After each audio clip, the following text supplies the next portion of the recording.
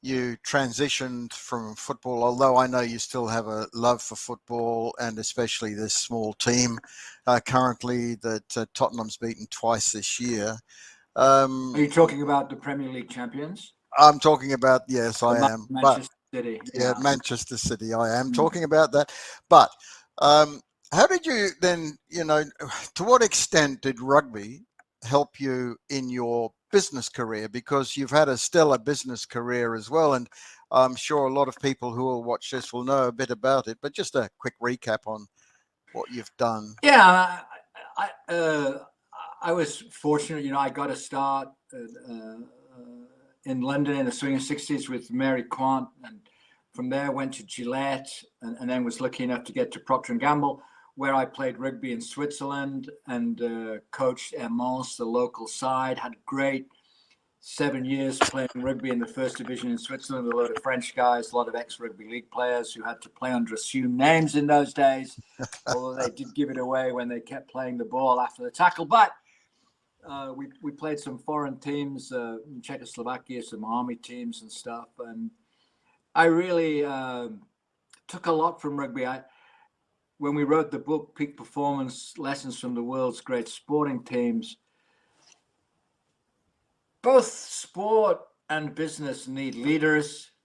They need fantastic teams. They need great commitment. They need true grit, both of them.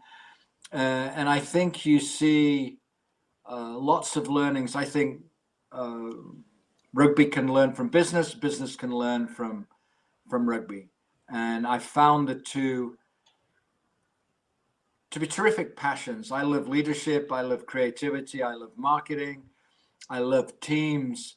And I think when you look at the All Blacks in New Zealand rugby, you see all those things, in different lights and different times. But the lessons you can learn on a rugby field set you in pretty good stead in business. Some of the things you learn in business help you a lot on a rugby field too. So I think you talk a lot about New Zealand rugby, and New Zealand rugby was very fortunate to have you on the board at the same time as I was the chief executive, and we did some amazing things back in those days when the game had just turned professional, and one of the things that we did do together, you and I, was the Adidas deal, which is still on foot for the All Blacks as a principal sponsor. And I just wonder whether you recall those days at all when we first walked into the hotel room in San Francisco, and the Adidas guy said, "Well, we know we've only got a 1% chance of getting the All Blacks."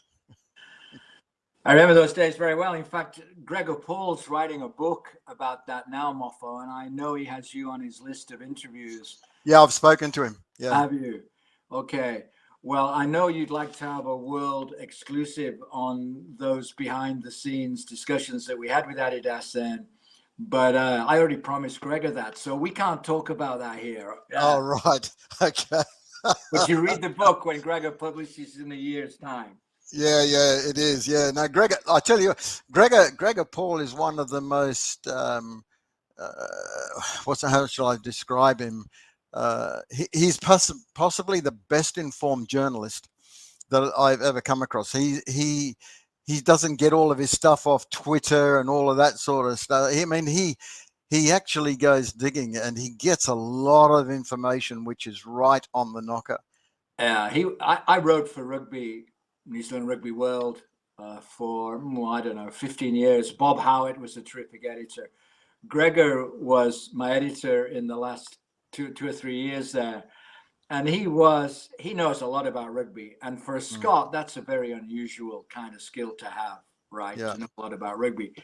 And he cares a lot about the game.